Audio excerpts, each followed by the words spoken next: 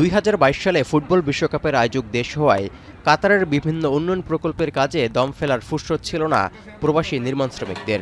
Football বিশ্বকাপ শেষে আরও 22টি নতুন প্রকল্প চালু করার কথা রয়েছে কাতার উন্নয়ন কর্তৃপক্ষের, কিন্তু অজানা কারণে প্রকল্পগুলোর কাজ চলছে ধীরগতিতে। এই অবস্থায় বিপাকে পড়েছেন বহু প্রবাসী শ্রমিক। তালিকায় রয়েছেন বাংলাদেশিরাও। কাজ কমে যাওয়ায় উপার্জনে ভাটা পড়েছে। কর্মহীন অবস্থায় মানবেতর দিন কাটছে ফ্রি ভিসায় যাত্রা করা অনেক রেমিটেন্স যোদ্ধার। তাই কাজ শিখে নির্দিষ্ট ভিসায় প্রবাসীর পথে পা বাড়ানোর পরামর্শ ভুক্তভোগীদের। খাইতেছি, দেশ থেকে টাকা আনাইতেছে, দেশ থেকে টাকা এনে খাইতেছি। কাতার অবস্থা খুবই খারাপ এখন। এখানে কাজ নাই, রুম ভাড়া, খানা খরচ সবকিছু মিলাই এখানে মানুষ বহুত হিমশিমে আছে। কাতার কাজ না জানলে এখানে আসার কোনো প্রয়োজন নেই। এখানে আসলে কোনো কাজ পাবেন না, কারণ কাতার বর্তমানে কাজের অনেক সংকট। আমি নিজেও এই সংকটের মধ্যে পড়েছি। যাদের স্কেল আছে, স্কেল ভিত্তিক কোনো বিষয় নিয়ে আসবেন, তাহলে আপনার স্যালারিটা কম হলেও আপনি একটা কাজে থাকবেন।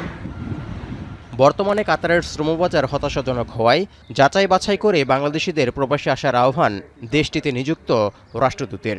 ফ্রি ভিসার এই প্রতারণা থেকে আপনাদেরকে সতর্ক করার জন্য বারবার আমরা আপনাদেরকে বলছি, বর্তমানে কাতারে কাজ তেমন নেই বললেই চলে, এবং তারপরেও যদি কেউ কোনো কন্ট্রাক্ট সাইন করে কোনো কোম্পানিতে আসেন আপনারা, তাহলে কিন্তু সেই কন্ট্রাক্টটা খুব ভালো করে দেখে বুঝে আসবেন, কারণ আপনি কন্ট্রাক্ট স্বাক্ষর করে আসার পরে কিন্তু দূতাবাসে এসে অভিযোগ করলে তখন আমাদের আর কিছু করার থাকে না।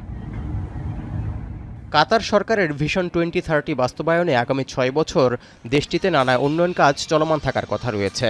দেশটির বিভিন্ন স্থাপনা ও ইমারতে রয়েছে প্রবাসী বাংলাদেশিদের হাতের ছোঁয়া। সব মিলিয়ে বর্তমানে কাতারে 4 লাখের মতো প্রবাসী বাংলাদেশি কর্মরত রয়েছেন। কাতার থেকে প্রবাসী বাংলাদেশিরা বার্ষিক রেমিটেন্স পাঠায় প্রায় $1 বিলিয়ন। এখন কাতার 250টিরও বেশি ডিজাইন অপশন নিয়ে ওয়ালটন স্মার্ট ফ্রিজ, বোঝে আপনার প্রয়োজন।